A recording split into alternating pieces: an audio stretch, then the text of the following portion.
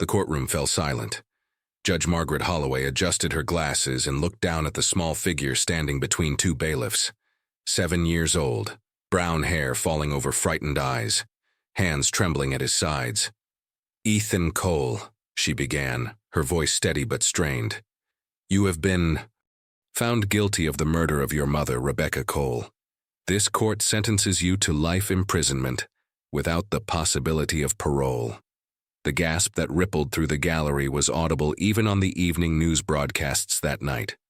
Cameras captured everything: the boy's vacant stare, the prosecutor's satisfied nod, the defense attorney burying his face in his hands.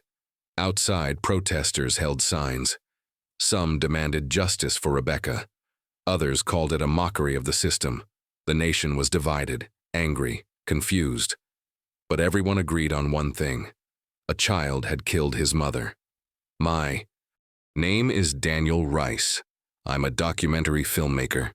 I've spent 15 years covering criminal cases, miscarriages of justice, stories the world forgot too quickly. When I first heard about Ethan Cole, I thought it was another tragic but straightforward case. I was wrong. It started 3 months after the sentencing. I was reviewing trial transcripts for a completely different project when a colleague forwarded me a clip. It was from a local news segment, filmed the morning after Rebecca Cole's death. The reporter stood outside the family's home in Millbrook, a quiet suburb 30 miles north of the city. Behind her, police tape fluttered in the wind. She spoke with urgency, the way reporters do when they know they're covering something big. Authorities say the victim was found in the living room at approximately 6:47 a.m. by her son Ethan, age 7. The boy called 911. Investigators have not yet named a suspect, but sources tell us the child is being questioned. I paused the video. 6:47 a.m. I opened the trial transcript. The prosecution's timeline stated that Rebecca Cole died between 11 p.m. and 1 a.m. Ethan, according to his own testimony, woke up at 6:30 a.m., went downstairs, and found her. So far, consistent. But then I found the 911 call log. It was entered into evidence but never played in court. The call was placed at 6:51 a.m., 4 minutes later than the news report claimed. A small detail, maybe a clerical error, maybe nothing. But I've learned that in cases like these, nothing is ever really nothing. I kept digging. The more I read, the less sense it made. Ethan's confession came after 11 hours of interrogation. No parent present, no lawyer for the first 9 hours. The recording had gaps, technical issues, they said. The forensic evidence was circumstantial, a small bloody handprint on the wall. Ethan's pajamas also stained, but no weapon was ever found, no motive was ever established. And yet, a jury of 12 people looked at a 7-year-old boy and said, "Guilty." I called my producer that night. "I need to go to Millbrook," I told her. "Why?" "Because something broke that night, and nobody wanted to ask why." She was quiet for a moment, then she said, "Be careful, Daniel. People don't like it when you question a closed case." She was right, but some questions demand answers, especially when a child is sitting in a cell for a crime that, the more I looked at it, seemed impossible for him to have committed. And there was one more thing. The night Rebecca Cole died, 3 other people were in that house, but only one of them was ever investigated. Millbrook was the kind of town where everyone knew everyone. Tree-lined streets, well-kept lawns. The kind of place where people still wave to their neighbors. The Cole family fit right in. Rebecca Cole, 34, was a real estate agent. Successful, well-liked, active in the community. Her husband, Marcus Cole, worked in finance downtown. They had 2 children, Ethan, 7, and his older sister Lily, 12. From the outside, they looked like the perfect American family. But perfection, I've learned, is often just a carefully maintained illusion. I arrived in Millbrook on a gray Tuesday morning. The Cole house sat at the end of Rosewood Drive, a 2-story colonial with white shutters and a red front door. It had been sold 6 months after Rebecca's death. The new owners wanted nothing to do with its history. I parked across the street and reviewed my notes. The night of Rebecca's death, October 14th, had been unremarkable at first. Marcus returned home from work around 6:30 p.m. Rebecca made dinner. The family ate together. Lily finished homework in her room. Ethan played video games in the den. At 9 p.m., Rebecca's brother Thomas Brennan arrived. This detail was mentioned only briefly in the trial. Thomas lived 20 minutes away and often visited his sister. That night, he said, they talked in the kitchen while Marcus watched TV upstairs. Thomas left around 10:30 p.m., or so he claimed. Rebecca went to bed around 11 p.m., according to Marcus. He said he stayed up watching a late-night show, fell asleep on the couch in the master bedroom, and woke around 2 to find Rebecca still sleeping beside him. At 6:30 a.m., Ethan woke up. He went downstairs to get cereal. That's when he found her. Rebecca Cole was lying face down in the living room. Blood pooled beneath her head. The coffee table was overturned. A lamp was shattered on the floor. Ethan ran upstairs, screaming for his father. Marcus called 911 at 6:51 a.m. The prosecution's theory was simple. Ethan had woken during the night, gone downstairs, argued with his mother about something trivial, a snack, a toy, screen time, and in a moment of rage, pushed her. She fell, struck her head on the corner of the coffee table, and died. Then the theory went Ethan went back to bed. He woke up hours later, went downstairs, and discovered the body. Cold, calculated, impossible to believe, and yet that's what the jury accepted. But the timeline had problems. I pulled up the autopsy report on my laptop. Dr. Helen Marsh, the medical examiner, estimated time of death between 11 p.m. and 1 a.m. based on body temperature and rigor mortis. If Ethan killed Rebecca after midnight, why was there no noise? Marcus claimed he heard nothing. Neither did Lily, whose bedroom was directly above the living room. The house had hardwood floors. A struggle, a fall, breaking glass, it should have woken someone, unless it didn't happen the way they said. I got out of the car and walked toward the house. A woman in her 50s was gardening in the yard next door. She glanced up, suspicious. "Can I help you?" she asked. "I'm researching the Cole case," I said carefully. "I'm a documentary filmmaker." Her expression hardened. "That family's been through enough. Leave them alone." "I'm not here to cause trouble. I just want to understand what happened." She stood, brushing dirt from her gloves. "What happened is that little boy killed his mother. It's a tragedy, but it's over." "Were you here that night?" She hesitated. "I was." "Did you hear anything?" "No, nothing until the sirens." "What about earlier? Did you see Thomas Brennan leave?" Her face changed, just slightly, a flicker of something, uncertainty maybe. "He left around 10:30. I saw his car pull out." "You're sure about the time?" "I was watching the news. It ends at 10:30. I nodded slowly. "Thank you." She turned back to her flowers, but I could feel her watching me as I walked away. Back in my car, I reviewed the police report. Thomas Brennan's statement was short. He confirmed arriving at 9 p.m. and leaving at 10:30 p.m. He said Rebecca seemed fine. They talked about family things. Nothing unusual. But there was something off. The neighbor saw his car leave at 10:30. Thomas said he left at 10:30. So why did a traffic camera 4 miles away capture his vehicle at 11:47 p.m.? The recording started with a timestamp.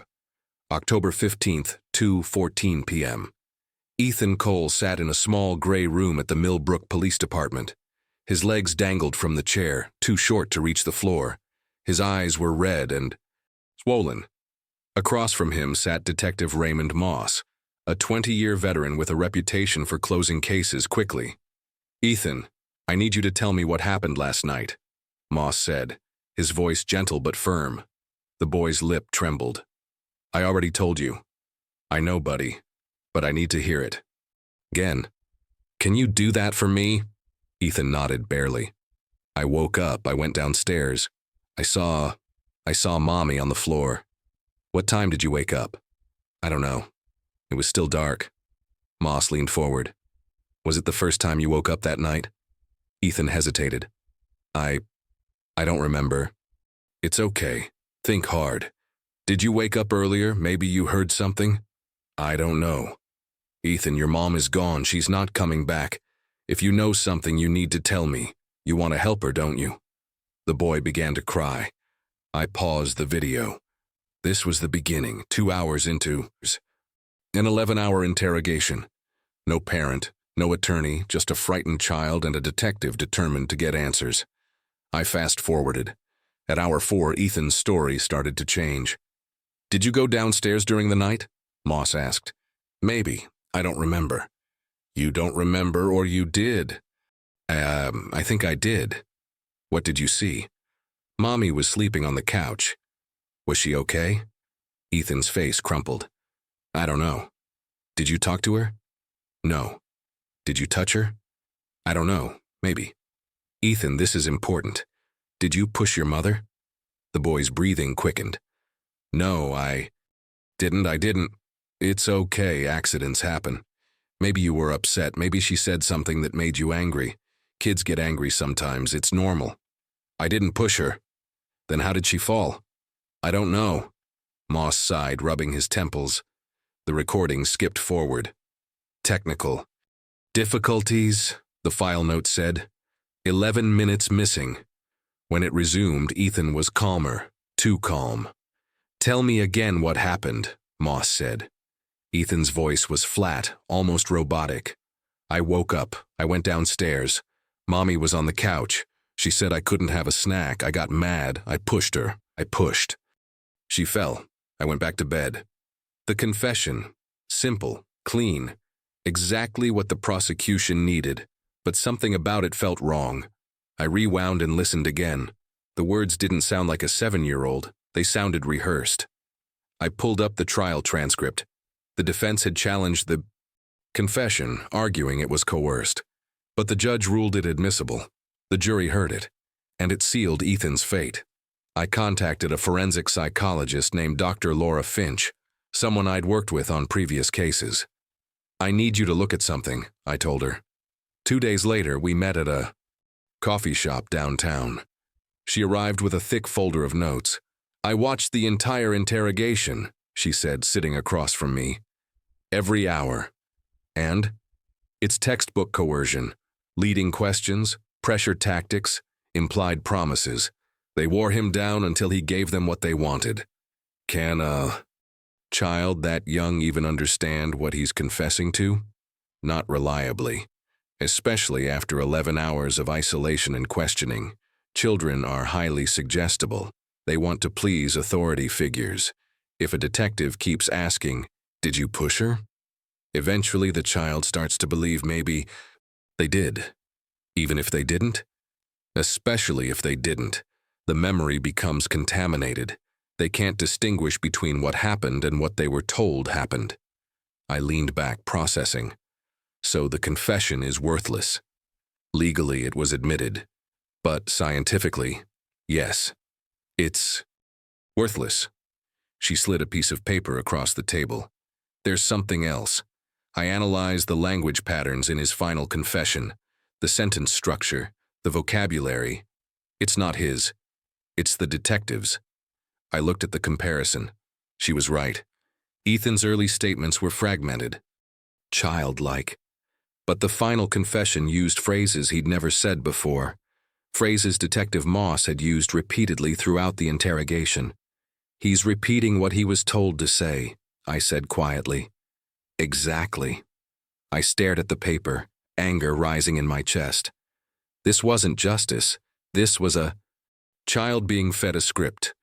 But why? Why would the police focus so exclusively on a 7-year-old boy when there were other people in that house? Other suspects with far better motives? I thanked Dr. Finch and left the coffee shop. My phone buzzed as I reached my car. It was a text from an unknown number. Stop digging. You don't know what you're dealing with. I stared at the message. Someone was watching, and they didn't want the truth to come out. The Coles weren't always wealthy, but they were comfortable. Marcus Cole grew up in the Midwest, worked his way through college, and landed a job at a mid-sized investment firm in the city. He was disciplined, ambitious, and by all accounts, a devoted husband and father. Rebecca Brennan came from old money. Her father, Robert Brennan, had built a small real estate empire in the region before his death 10 years earlier. Rebecca inherited a substantial trust fund which she used to start her own agency. They met at a charity gala, married within a year, bought the house on Rosewood Drive shortly after Lily was born. From the outside, everything looked perfect. But I've learned that the things people hide are often the most important. I spent the next week tracking down anyone who knew the family, friends, co-workers, neighbors. Most were reluctant to talk. A few agreed, off the record. One of them was Claire Dostoevsky, Rebecca's former business partner. We met at a small bistro on the edge of town. Claire was in her early 40s, sharply dressed with a guarded demeanor. "I haven't spoken to Marcus since the funeral," she said, stirring her coffee. "We weren't close. But you were close to Rebecca. For 10 years, we built the agency together." "What was she like?" Claire smiled faintly. "Driven, smart, kind, but not easy to know. She kept things close." "What kind of things?" She hesitated. Rebecca didn't talk much about her personal life, but in the months before she died, something changed. Changed how? She seemed distracted, worried. I asked her once if everything was okay. She said it was fine, but I didn't believe her. "Did she mention anything specific? Problems at home with Marcus?" Claire looked out the window. "Not directly, but she started asking me strange questions, legal questions." "Like what?" "Like how to protect assets in a divorce, how custody works." She didn't say. She was planning anything, but the questions were there. I leaned forward. "Did Marcus know?" "I don't know, but if he did..." She trailed off, the implication clear. I thanked her and left. Back in my car, I reviewed what I knew. Rebecca was considering divorce. She had money, property, and 2 children. If she left Marcus, he stood to lose a lot. Motive. But there was more. I contacted a private investigator I trusted, a woman named Vanessa Torres. I asked her to pull financial records for both Marcus and Rebecca. 3 days later, she called. "You're going to want to see this," she said. We met at her office. She laid out a series of documents on the desk. Rebecca's finances were clean, steady income, smart investments, no major debts. But Marcus, she pointed to a highlighted section. He was bleeding money. How much? Over $200,000 in the last year. Bad. Investments, mostly. High-risk trades that didn't pay off. He was leveraged way beyond his means. Did Rebecca know? Hard to say, but there's this. She slid another document across the desk. Rebecca took out a life insurance policy 2 years before she died. $500,000. Beneficiary, Marcus Cole. I stared at the paper, $500,000. Enough to cover Marcus's losses and then some. "There's more," Vanessa said. 3 months before Rebecca died, she changed her will. Everything, her share of the house, her business, her trust fund, was set to go to the kids. Marcus got nothing except the insurance payout. Did he know about the change? The lawyer who drafted it died in a car accident last year, but if Marcus found out, she didn't need to finish. I sat back, piecing it together. Marcus was in financial trouble. Rebecca was planning to leave him. She'd restructured her will to cut him out, but if she died before the divorce, he'd get the insurance money and possibly contest the will. It was a motive as old as time. But if Marcus killed Rebecca, why would Ethan confess? I thought about the interrogation, the missing 11 minutes, the coached confession, and then I thought about something else. In every interview, Marcus described himself as a loving father, a devoted husband, a man destroyed by tragedy. But I found something buried in the trial exhibits, a single piece of evidence the defense tried to introduce but was ruled inadmissible. It was a text message, sent from Rebecca's phone to Claire the afternoon before she died. It read, I'm scared. If something happens to me, make sure the kids are safe, especially Ethan. Why Ethan? What did Rebecca know? And why did she think her 7-year-old son needed protection? Not everyone believed Ethan was guilty. I found that out when I received an email from a woman named Patricia Hollis. She'd seen a post I made on a true crime forum asking for information about the Cole case. Her message was brief. I was there that night. Nobody listened to me. We agreed to meet. At a diner off the highway. Patricia was 73, a retired schoolteacher who'd lived on Rosewood Drive for 30 years. Her house sat directly across from the Coles. She arrived with a worn notebook, the kind with a marbled cover and yellowed pages. I write down everything I see, she said, setting it on the table. My daughter thinks I'm paranoid. Maybe I am, but that night I saw something. What did you see? She opened the notebook to a page dated October 14th. I couldn't sleep. Arthritis acts up at night. I was sitting by my bedroom window around midnight, maybe a little. After, I saw someone leave the Cole house. Who? A man, tall. He got into a dark sedan parked on the street and drove off fast. Did you see his face? No. Too dark. But I know it wasn't Marcus. Wrong build. Marcus is shorter, thicker. Did you tell the police? Her expression hardened. I tried. I called the tip line the next day. A detective came to my house, not the one in charge, someone younger. I told him what I saw, he wrote it down, said they'd follow up. And nothing. Weeks went by. I called again. They said my statement was on file, but they didn't need anything else. When the trial happened, I kept waiting for them to call me as a witness. They never did. I looked at her notes. She'd written the time, 12:14 a.m. The description, tall male, dark clothes, dark car. Do you think they ignored you on purpose? She closed the notebook. I think they already decided. Ethan was guilty.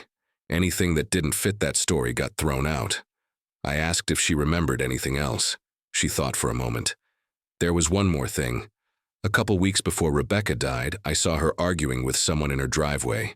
It was late afternoon. I couldn't hear what they were saying, but it looked heated. Who was she arguing with? Her brother, Thomas. That name again. I thanked Patricia and promised to stay in touch. Back in my car, I pulled up everything I had on Thomas Brennan. He was 41, unmarried, and worked as a financial consultant. He'd been close to Rebecca growing up. After their father died, Thomas managed the family's remaining real estate holdings. But there was something I'd missed before. When Robert Brennan died, he left the bulk of his estate to Rebecca. Thomas received a smaller share and a position managing the properties. According to public records, that arrangement ended 6 months before Rebecca's death. She'd fired him. I found a court filing. Thomas had sued Rebecca, claiming she'd mismanaged funds and breached their agreement. The case was ongoing when she died. After her death, the lawsuit was dropped. I needed to talk to Thomas, but first, I wanted to know what happened to that traffic camera footage. I filed a request with the city. 2 weeks later, I got a response. The footage had been deleted. Standard procedure after 90 days. Convenient. But someone had reviewed it during the investigation. There had to be a report. I contacted a source inside the police department, someone I'd worked with on other cases. He agreed to look. 3 days later, he sent me a scanned document. It was a memo from a junior officer to Detective Moss. It confirmed Thomas Brennan's vehicle passing the camera at 11:47 p.m. on October 14th. At the bottom, someone had written in pen, "Followed up. Brennan states he returned to check on sister after forgetting wallet. Left again at 12:05 a.m. Confirmed by sister's husband. Confirmed by Marcus." The two people who stood to gain from Rebecca's death were covering for each other. And the one person who might have seen what really happened couldn't reach the kitchen counter without a stool. The media loved the Ethan Cole case. Before the trial even began, it was everywhere. Cable news, podcasts, social media. Everyone had an opinion. Some called it a tragedy. Others called it justice. A few called it impossible. But the loudest voices were the ones who wanted blood. I went through months of archived footage, press conferences, expert panels, man-on-the-street interviews. The coverage was relentless. One clip stood out. It was from a primetime news show 3 days after Ethan's arrest. The host, a former prosecutor named Greg Dalton, sat across from Detective Moss and the district attorney, Nicole Vega. "Detective Moss," Dalton began, "this case has shocked the nation. A 7-year-old charged with murder. Can you walk us through what led to this arrest?" Moss nodded solemnly. "It was the hardest decision of my career, but the evidence was clear. Ethan Cole was the only person with access, opportunity, and a documented history of behavioral issues." "Behavioral issues?" Dalton leaned forward. "Temper tantrums. Defiance. His teacher reported incidents at school. His mother had expressed concern to family members." I paused the video. This was the first I'd heard of behavioral issues. I pulled the trial record. The prosecution had introduced testimony from Ethan's first-grade teacher, Mrs. Angela Pritchard. She described him as occasionally difficult and prone to outbursts. But when the defense cross-examined her, she'd admitted those outbursts were normal for his age. Nothing violent, nothing alarming. The media didn't report that part. I resumed the video. "District Attorney Vega," Dalton said, "some critics say charging a child this young is excessive. How do you respond?" Vega's expression was firm. "Justice doesn't have an age limit. Rebecca Cole deserves justice. If we let emotions cloud our judgment, we fail her." The audience applauded. Dalton turned to the camera. "When we come back, we'll take your calls. Do you think a 7-year-old can be a killer? Stay with us."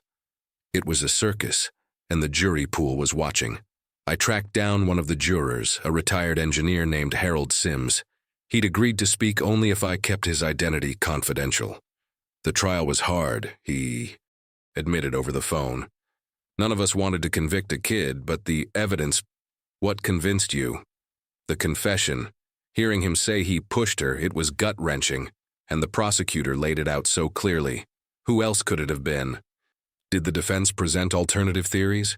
"They tried. Said the police rushed to judgment, but they didn't have much. No other suspects, no real evidence pointing elsewhere." "What about Thomas Brennan, Marcus Cole?" Harold paused. "Those names came up, but not in a serious way.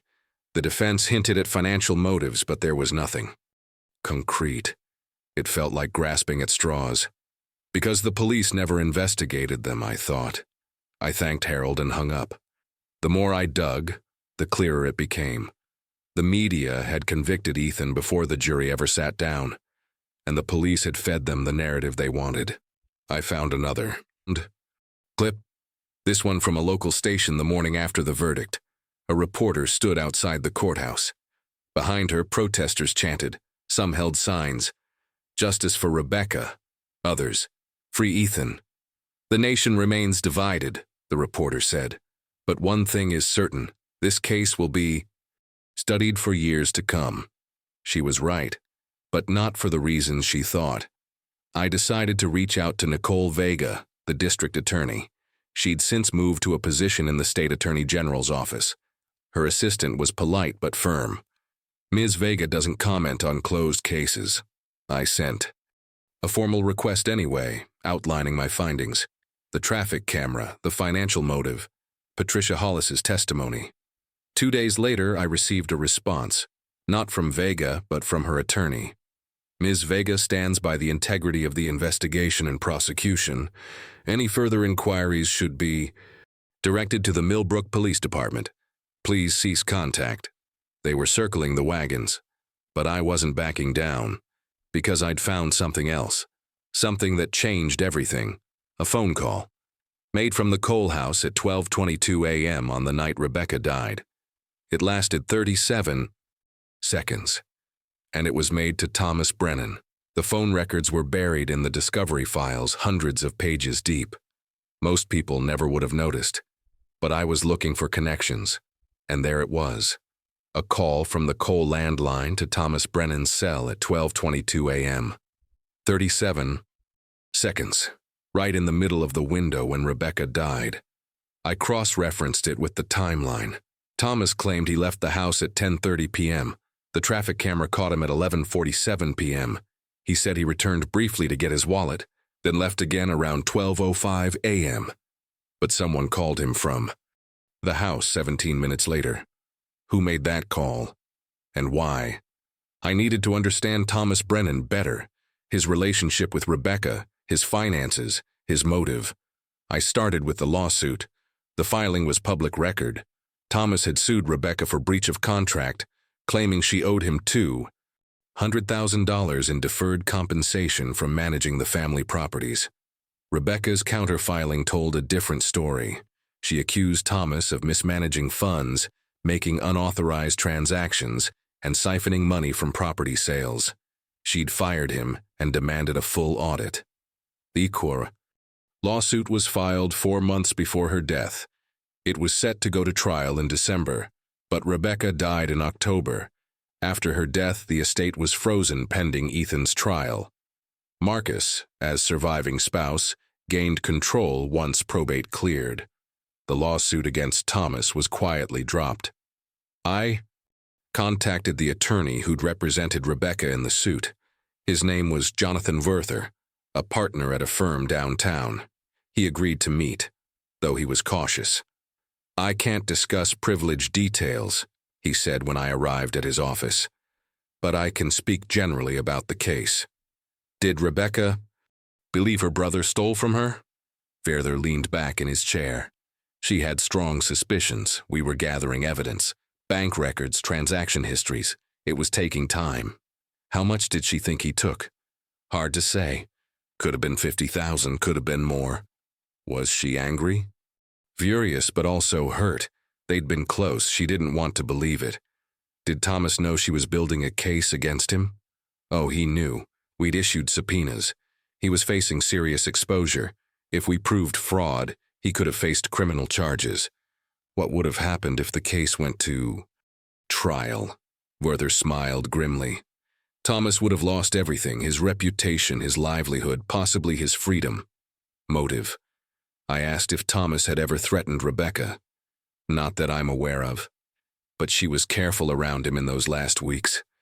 She asked me once about restraining orders." "Did she file one?" "No, she said she didn't want to escalate things." I left the office with more questions than answers. Thomas had motive. He had opportunity. He was at the house that night. And now there was evidence he was still in contact with someone there after he supposedly left. I needed to talk to Marcus. He'd moved after the trial, relocating to a town 2 hours south. I found his address through public records. I drove out on a Saturday morning. The house was smaller than the one on Rosewood Drive, but still comfortable. A silver SUV sat in the driveway. I knocked. No answer. I knocked again. The curtain in the front window moved slightly. "Mr. Cole," I called out. "My name is Daniel Rice. I'm investigating your wife's case. I just want to ask a few questions." Silence. Then the door opened a crack. Marcus Cole stood behind it, older and thinner than in the trial photos. His eyes were hollow.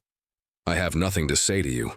I know this is painful, but I think there are questions that were never answered."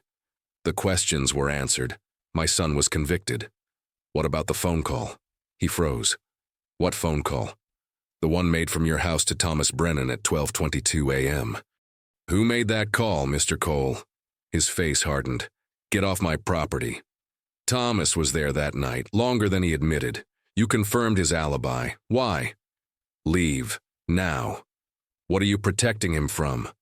Marcus slammed the door. I stood there for a moment, then walked back to my car. As I pulled away, I saw him watching from the window.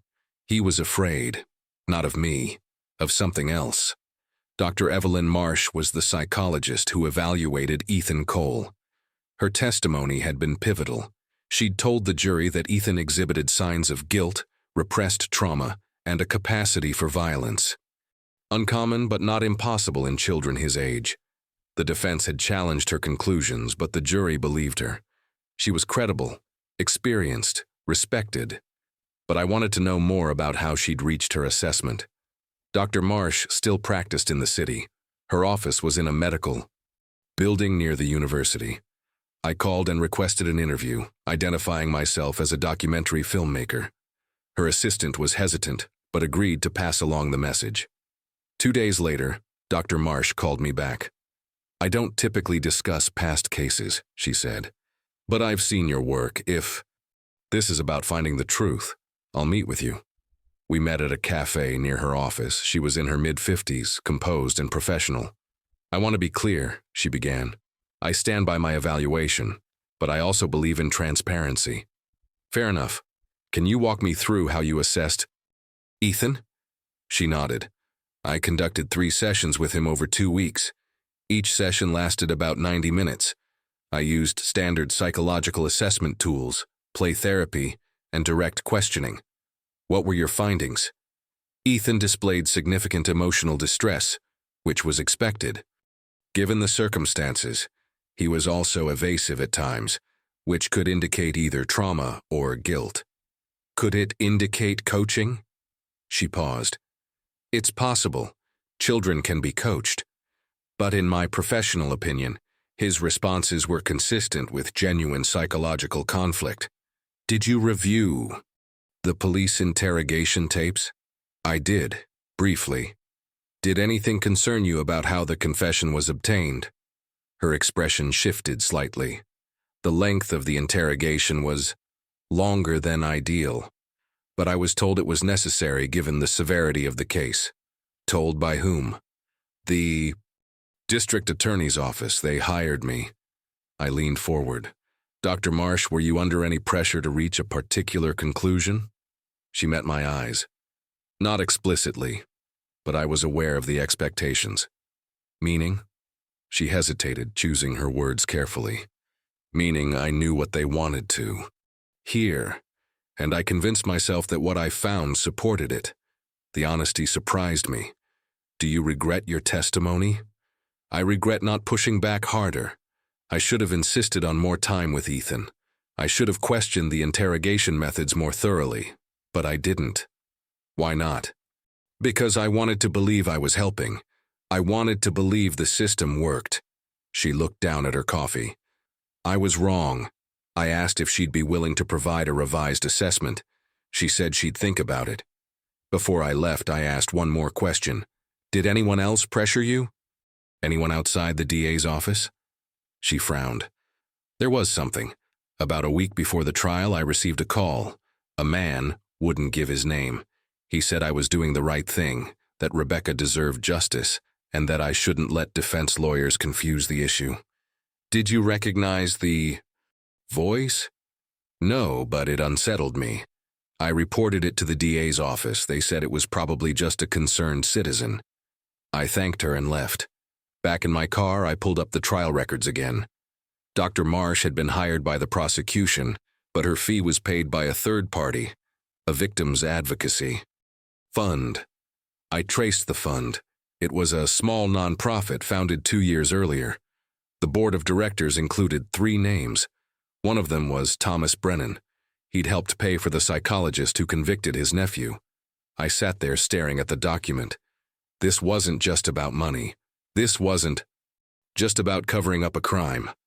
This was a coordinated effort to make sure Ethan took the fall. But why? What were they so desperate to hide? I called Vanessa Torres, my investigator. "I need you to dig deeper into Thomas Brennan," I said. "Bank accounts, travel records, phone logs, everything. What am I looking for? Anything that connects him to Rebecca's death, and anything that shows he was working with Marcus. You think they planned this together? I think one of them killed her, and the other one helped cover it up." Vanessa called me 3 days later. "You were right," she said. "Thomas and Marcus were in contact, a lot. We met at her office that evening. She had printouts spread across her desk, phone records, bank statements, credit card receipts. "Look at this," she said, pointing to a timeline. In the 6 months before Rebecca's death, Thomas and Marcus exchanged Over 200 calls and texts, most of them in the weeks leading up to October 14th. What were they talking about? The texts are vague. We need to talk. Call me when you're alone. This can't wait. But the frequency tells a story. What about financial ties? She slid another document across the desk. 2 months before Rebecca died, Marcus transferred $15,000 to Thomas. The memo line says loan, but there's no paperwork, no repayment agreement. Hush money? Maybe. Or payment for something. I studied the records. The pattern was clear. Marcus and Thomas weren't just family. They were collaborators. What about the night of the murder? I asked. Vanessa pulled up another sheet. Thomas's phone pinged off a cell tower near Rosewood Drive at 11:52 p.m. It stayed in that area until 12:31 a.m. He was there for over half an hour. And Marcus's phone shows he made a call at 12:22 a.m. to Thomas, 37 seconds. So Marcus called Thomas while Thomas was still nearby. Why? Maybe Thomas was already gone, and Marcus needed him to come back. Or, she paused, or Thomas never left. I finished. He was outside, waiting. Vanessa nodded. There's more. I pulled Marcus's credit card records. The morning after Rebecca died, he made a cash withdrawal, $5,000. Where? ATM 2 miles from the house, at 8:14 a.m., just over an hour after the 911 call. I sat back. Who withdraws $5,000 in cash the morning their wife is found dead? Someone paying someone off. The pieces were coming together, but I needed more. I needed proof of what happened inside that house. I decided to revisit the forensic evidence. The bloody handprint on the wall had been the prosecution's key physical evidence. It was small, child-sized, and matched Ethan's hand. But there was something the defense had tried to argue. The print was smudged, as if someone had tried to wipe it away. I contacted Dr. Raymond Chen, a forensic analyst who'd worked on the case. He'd been hired by the defense, but his testimony was limited by the judge. He agreed to meet. The handprint bothered me from the start, he said when we sat down. It was too perfect. What do you mean? It was positioned at exactly the right height for Ethan's hand, but the blood pattern didn't match the prosecution's theory. How so? If Ethan had pushed his mother and she fell, hitting her head, there would be cast-off blood, spatter patterns, signs of movement, but the scene was too clean. The blood was pooled, not sprayed. What does that suggest? It suggests she was already on the ground when the blood was deposited. And the handprint, it looked staged. Staged how? Someone could have taken Ethan's hand while he was asleep and pressed it against the wall, or used a glove with a child-sized mold.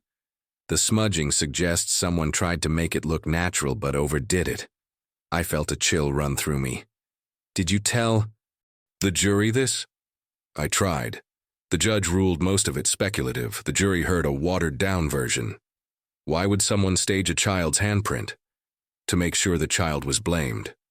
I left the meeting and drove to a storage facility outside the city. The defense attorney, Robert Lang, had kept copies of all the case files. He'd retired after the trial, disillusioned and exhausted. I'd contacted him weeks earlier. He'd reluctantly agreed to let me review the files. Inside the unit were boxes of documents, photos, and evidence logs. I spent hours going through them, then I found it. Photograph of the living room, taken by the first officer on the scene. It showed the overturned coffee table, the broken lamp, Rebecca's body. But in the corner of the frame, barely visible, was something no one had mentioned. A shoe print, adult-sized. In the carpet near the hallway, I compared it, to the evidence log. The print had been photographed but never analyzed. It was cataloged as unidentified impression, likely EMT or officer. But the timestamp on the photo was 7:02 a.m. The EMTs didn't arrive until 7:15 a.m. Someone else had been in that room. Someone with large feet and a reason to be there before the police. I pulled the photo closer, enhancing it with my phone. The tread pattern was distinct. Work boots, expensive ones. I'd seen boots like that before, in a photo from the trial. Marcus Cole leaving the courthouse. Thomas Brennan had always been careful. No criminal record. Respected in his field. Active in the community. On paper, he was beyond reproach.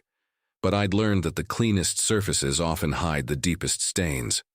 I started by talking to people who'd worked with him. Former clients, business partners, anyone who might know the man behind the reputation. Most were polite but guarded. A few refused to speak at all. Then I found Mitchell Carver. Carver had been Thomas's business partner for 3 years before their partnership dissolved acrimoniously. He agreed to meet at a bar downtown. "Thomas is a snake," Carver said, nursing a whiskey. "Charming. When he needs to be. Ruthless when you're not useful anymore." "What happened between you two?" "I found discrepancies in our accounts. Money disappearing. When I confronted him, he blamed our accountant. Had him fired. Then 6 months later, our partnership mutually dissolved. I got bought out. For half what my share was worth." "Did you pursue legal action?" "I tried. My lawyers said it would cost more than I'd recover. Thomas had covered his tracks too well." "Do you think he's capable of violence?" Carver looked at me steadily. "I think Thomas is capable of anything if it protects his interests." I asked if he knew about the situation with Rebecca. I heard rumors that she'd caught him skimming from the family properties, that she was going to take him to court. He swirled his drink. I wasn't surprised. "Did you know Rebecca?" "Met her a few times. She was smart. Probably, smarter than Thomas, which I'm sure bothered him." "He resented her?" "More than that, he was jealous. Their father left her everything. Thomas got the scraps. He spent years managing those properties, thinking he'd eventually inherit them. Then Rebecca fired him and took it all away. Enough to kill her?" Carver finished his drink. "Enough to want her gone." I thanked him and left. Back in my car, I reviewed everything I had on Thomas. The lawsuit, the phone records, the mysterious cash Marcus withdrew. But I needed something concrete, something that tied him directly to the scene. Decided to look into Thomas's movements more carefully. Vanessa had traced his phone to the area, but I wanted to know exactly where he went after supposedly leaving the house at 10:30 p.m. I filed requests for traffic camera footage from surrounding intersections. Most had been deleted, but I found one that hadn't been reviewed during the investigation.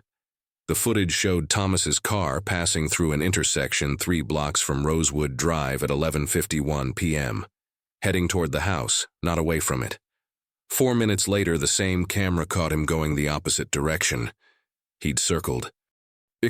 But the footage didn't show where he went during those 4 minutes. I drove to the neighborhood and walked the route. From that intersection, there was only one logical destination, Rosewood Drive. I stood across from the Cole house, timing the drive. 4 minutes was enough to get there. Park, go inside and leave. But why? The phone call Marcus made at 12:22 a.m. suggested Thomas was still in the area then. That meant he'd been near the house for at least 30 minutes after Rebecca died, unless he never left at all. I needed someone who'd seen him, someone who could place him. There. I thought about Patricia Hollis, the neighbor who'd seen a tall man leave the house around midnight. I called her. "Mrs. Hollis, when you saw the man leaving, which direction did he go?" "East, toward the main road." "Did you see what kind of car he got into?" "Dark sedan. 4-door. I think." I pulled up a photo of Thomas's car. Dark blue sedan, 4-door. I sent it to her. "Does this look familiar?" She called back an hour later. "That could be it. I can't say for certain, but the shape is right." It wasn't definitive, but it was something. I contacted the Millbrook Police Department again, asking why Thomas had been cleared so quickly. The response was terse. Mr. Brennan cooperated fully with the investigation. His alibi was corroborated by the victim's husband. No evidence linked him to the crime. No evidence because they never looked. I decided to approach Thomas directly. I found him at his office, a small suite in a modern building downtown. His assistant tried to block me, but I walked past her. Thomas looked up from his desk, annoyed. "Mr. Brennan, I'm Daniel Rice. I'm investigating your sister's murder. His expression didn't change. The case is closed. Not to me. Then you're wasting your time. I know you were at the house longer than you said. I have traffic camera footage. I have phone records. I have a witness. For the first time, I saw something flicker in his eyes. Not fear. Calculation. I went back to check on Rebecca. He said calmly. I realized I'd forgotten something. I knocked. No one answered. I left. At 12:22 a.m., Marcus called you. He was checking to see if I'd made it home safely. It was late. Why would he care? Thomas smiled coldly. Because we're family. You sued your sister. You were about to lose everything. Business disputes happen. It doesn't mean I wanted her dead. Where were you between 11:50 p.m. and 12:30 a.m.? I told you. I went back to the house, then I left. Did you go inside? He stood. This conversation is over. If you contact me again, I'll file harassment charges. I left. But I'd seen enough. Thomas was lying, and Marcus was protecting him. I needed to understand how Ethan's memory had been manipulated. Dr. Laura Finch, the forensic psychologist I'd consulted earlier, agreed to review all the interrogation footage again. This time, I asked her to focus on specific techniques used by Detective Moss. We met at her office. She'd spent the weekend analyzing every minute of the recordings. It's worse than I thought, she said, pulling up video clips on her computer. Watch this. She played a segment from hour 6. Ethan sat slumped in his chair, exhausted. Moss leaned across the table. Ethan, I know you're tired, but we need to figure this out together. Your mom needs us to figure this out. You want to help her, right? The boy nodded weakly. Good. Now, when you went downstairs that night, and we know you did, what did you see? I don't remember. You don't remember, or you don't want to say? I don't remember. That's okay. Sometimes our brains block out scary things. But I need you to try. Close your eyes. Picture your mom on the couch. Can you see her? Ethan closed his eyes. Tears ran down his cheeks. She's lying down. Good. That's good. Is she sleeping? I don't know. Did you try to wake her up? Maybe. How did you try to wake her? I touched her shoulder. And then what happened? She didn't move. Did that make you upset? Yes. What did you do when you got upset? Long pause. I don't know. It's okay to say it. Sometimes when we're upset, we push. Did you push her? Maybe. Dr. Finch stopped the video. Do you see what he's doing? He's not asking what happened. He's building a narrative and asking Ethan to confirm it. Leading questions. Exactly. And watch what happens next. She fast-forwarded to hour 9. The missing 11 minutes had just occurred. When the recording resumed, Ethan's entire demeanor had changed. Tell me what happened that night, Moss said. Ethan spoke in a flat monotone. I woke up. I went downstairs. Mommy was on the couch. She said I couldn't have a snack. I got mad. I pushed her. She fell. Those aren't his words, Dr. Finch said. That's a script. How can you tell? The cadence, the vocabulary. 7-year-olds don't speak in complete chronological sentences like that.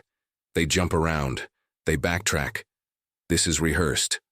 What do you think happened in those 11 minutes? I think Moss told him exactly what to say, practiced it with him, made sure he had it right before turning the camera back on. She pulled up another clip, this one from earlier in the interrogation. Mommy said I couldn't have a snack. That made me mad. Moss's voice. Now the confession. Mommy said I couldn't have a snack. I got mad. The phrasing was identical. Ethan is parroting what he was told, Dr. Finch said. And because he was exhausted, isolated, and desperate to please the authority figure, he internalized it. By the end, he probably believed it himself. Can that really happen? Absolutely. It's called memory conformity. When someone in a position of power repeatedly suggests a version of events, especially to a child, that version can overwrite what actually happened. The child's brain fills in gaps with the suggested narrative. So Ethan genuinely believes he killed his mother?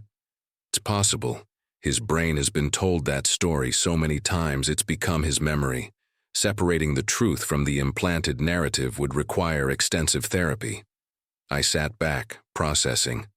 This confession shouldn't have been admissible. It shouldn't. But judges are human, they make mistakes. And once it was in, the defense couldn't overcome it. I asked Dr. Finch if she'd testify to this if the case were reopened. Yes, she said without hesitation. This is textbook coercion. It's unconscionable. I thanked her and left. In my car, I pulled up the expert witness list from the trial. The prosecution had brought in their own psychologist, Dr. Marsh, but they'd also consulted with someone else, a specialist in child testimony. His name was Dr. Philip Cordero, and he'd worked with the police during the interrogation phase. I found his office in a medical complex across town. When I called, his receptionist said he was booked for weeks. I showed up anyway. When I explained who I was and what I wanted, Dr. Cordero agreed to give me 10 minutes.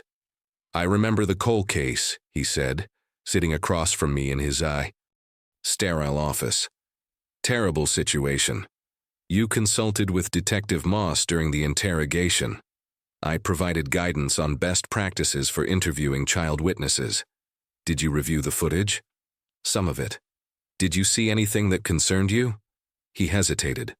The length of the interrogation was longer than I would have recommended. Did you say that to anyone? I expressed my concerns to the detective. He assured me it was necessary. Dr. Cordero, do you believe Ethan's confession was voluntary? He looked at me carefully. I believe it was obtained within legal parameters. That's not what I asked. A long silence. No, he finally said. I don't think it was voluntary, but I also don't think the detective was acting in bad faith. He believed he was pursuing justice, at the expense of a child's mental health. Yes, I left his office with one more piece of the puzzle. The system hadn't just failed Ethan, it had broken him. I found her name buried in Rebecca's phone records, Sarah Dunmore.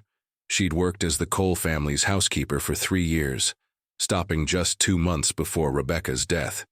It took me a week to track her down. She'd moved to a different state, taken a job at a hotel. When I called, she was reluctant. I don't want trouble, she said. I'm not here to cause trouble. I just need the truth. We spoke by video call. Sarah was in her 50s, tired-looking, but sharp-eyed. Why did you stop working for the Coles? Asked. I quit. I couldn't stay there anymore. Why not? She looked away from the camera. Because I knew something was wrong, and nobody wanted to hear it. What did you know? Mr. Cole and Mr. Brennan, Thomas, they were planning something. I heard them talking one night when I was cleaning. Upstairs. They thought I'd left. What were they saying? Thomas said Rebecca was going to destroy him, that she had proof he'd stolen money. Marcus said they needed to find a solution before the trial. Thomas said, there won't be a trial. My pulse quickened. When was this? 3 weeks. Before she died. Did you tell anyone? I told Mrs. Cole. She got very quiet. She asked me not to repeat it to anyone else. She said she'd handle it. 2 days later, she gave me a severance check and said my services were no longer needed. She fired you? She paid me for 3 months and asked me to leave quietly. She said it was for my safety. Did you go to the police after she died? Sarah's eyes filled with tears. I tried. I called the tip line. I told them what I'd heard. They said they'd follow up. Nobody ever called me back. Would you be willing to testify to this? If it helps that boy, yes. I never believed he did it. He was a sweet kid. Shy, gentle. I thanked her and ended the call. This was it. Direct testimony that Marcus and Thomas had discussed eliminating Rebecca before she could take Thomas to court. But I needed more than testimony. I needed evidence. I called Vanessa. I need you to find something. Anything that shows Marcus and Thomas coordinating on the night of the murder. I'll try. But they were careful. Everyone makes mistakes. 2 days later, she called back. I found something. It's not a smoking gun, but it's close. We met at her office. She pulled up a bank record. Remember that $5,000 withdrawal Marcus made the morning after Rebecca died? Yes. Thomas deposited $5,000 in cash that same afternoon. I stared at the screen. Payment for killing Rebecca. Or for keeping quiet about who did. The web was tightening, but I still didn't know which one of them had actually done it, or if they'd both been in that house when Rebecca died. I went back to the evidence storage facility where the defense files were kept. This time I knew what I was looking for. I pulled every photograph from the crime scene, laying them out in chronological order. First responder photos, detective photos, forensic team photos. Then I saw it. In one image, taken from the hallway looking into the living room, there was a reflection in the glass of a framed picture on the wall. I zoomed in with my phone. It was blurry, but visible. A figure standing in the doorway. The timestamp on the photo was 7:04 a.m. Before the EMTs arrived, before most of the police were on scene. I compared it to the evidence log. The photo was taken by Officer James Rittenhouse, first responder. I tracked him down. He'd retired. From the force 2 years ago. When I called, he remembered the case immediately. Worst scene I ever responded to, he said. A kid standing there, covered in blood, saying he killed his mom. Officer Rittenhouse, when you arrived, was anyone else in the house besides Ethan? The father, Marcus. Cole, he was in the kitchen when I got there. What was he doing? Just standing there, staring, in shock, I assumed.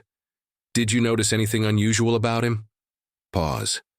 His shoes were wet, like he'd been outside, but it hadn't rained.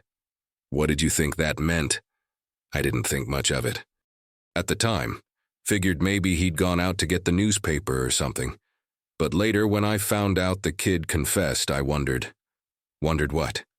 Why a man whose wife just died would go outside before calling 911. I thanked him and hung up. Marcus had been outside that morning.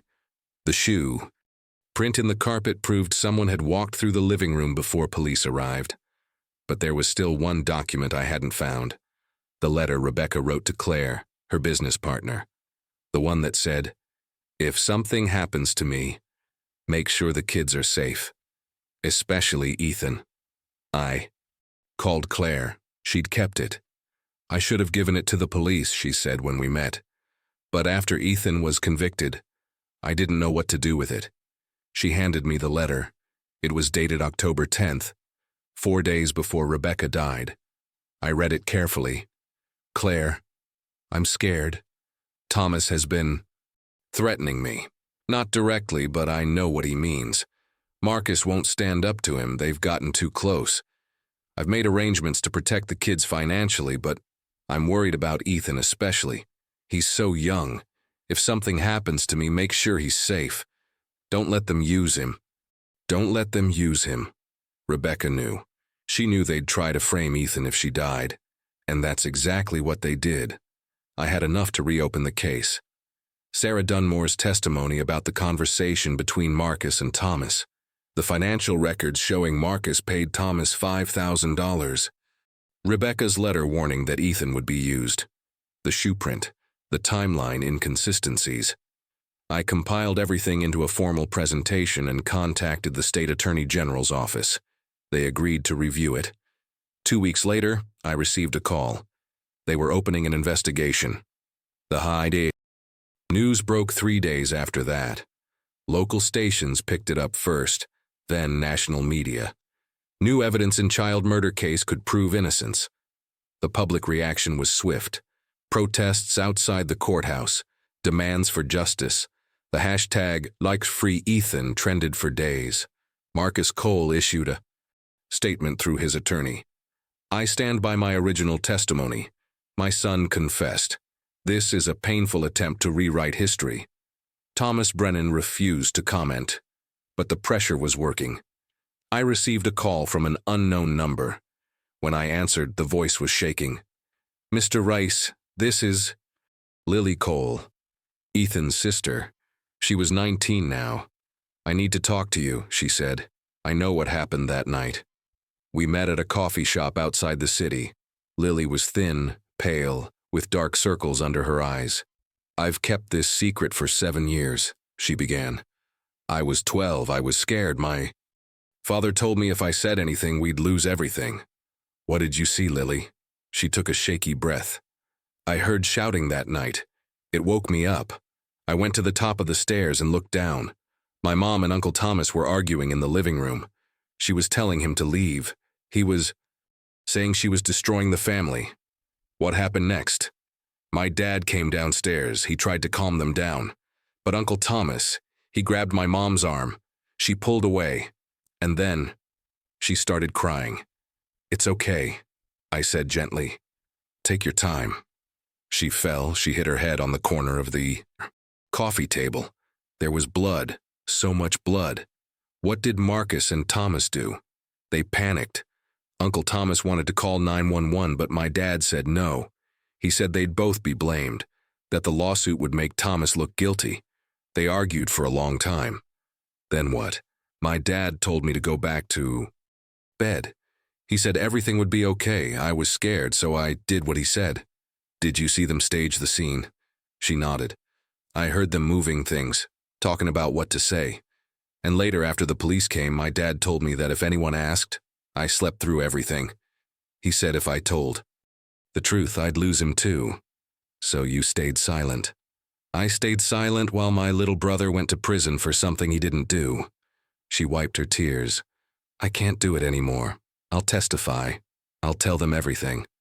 2 days later, Lily gave her statement to the Attorney General's office. The walls were closing in on Marcus and Thomas, but I still needed one of them to break, and I knew exactly how to make that happen. I arranged for Lily's statement to be leaked to the press. The headline hit the next morning. "Sister of convicted child says father and uncle staged crime scene." Within hours, Marcus Cole's attorney called for a meeting with prosecutors. I was allowed to observe. Marcus sat across from the Assistant Attorney General, his lawyer beside him. He looked broken. "My client wishes to make a statement," the attorney said. Marcus cleared his throat. "I didn't kill Rebecca. Thomas did. It was an accident, but he killed her." The room went silent. "Tell us what happened," the prosecutor said. Marcus's voice was hollow. "Thomas came over that night. He and Rebecca argued about the lawsuit. It got heated. He grabbed her arm. She pulled away and fell, hit her head on the table. She was unconscious, bleeding. Why didn't you call 911? Thomas said we'd both be blamed. He'd already threatened her, the financial motive. He said they'd think it was murder. He convinced me we needed to protect ourselves. So you framed your son, Marcus broke down. Thomas said no one would believe a child did it on purpose, that Ethan would get therapy, be out in a few years. He said it was the only way to protect the family. And you believed him? I was scared. I wasn't thinking clearly. Thomas handled everything, the handprint, the story. He told me what to say. Did Thomas pay you to stay quiet? He gave me money, said it was to help with legal fees. I didn't ask questions. The prosecutor leaned forward. Where is Thomas Brennan now? I don't know. He stopped answering my calls after the news broke. They issued a warrant for Thomas's arrest that afternoon. He was found 2 days later at a hotel near the Canadian border. He didn't resist. In his interrogation, Thomas finally admitted the truth. It was an accident. Rebecca fell. I panicked. Marcus suggested we blame Ethan. I went along with it because I was facing prison anyway. The lawsuit, the fraud charges. This seemed like the better option. Cold, calculated, unrepentant. Both men were charged. Marcus with obstruction, evidence tampering, and child endangerment. Thomas with manslaughter, conspiracy, and fraud. Ethan's conviction was overturned 3 weeks later. I was there the day he walked out of juvenile detention. He was 14 now, taller, quieter. The boy who'd been taken away 7 years ago was gone. His grandmother met him outside. Lily was there too, crying. Ethan didn't say much. He just stood there, blinking in the sunlight. A reporter asked him how he felt. He looked at her with empty eyes. "I don't know," he said. The documentary aired 6 months later. It sparked a national conversation about false confessions, child interrogations, and the failures of the justice system. But for Ethan, the damage was done. Justice was served just 7 years too late. Here's 2.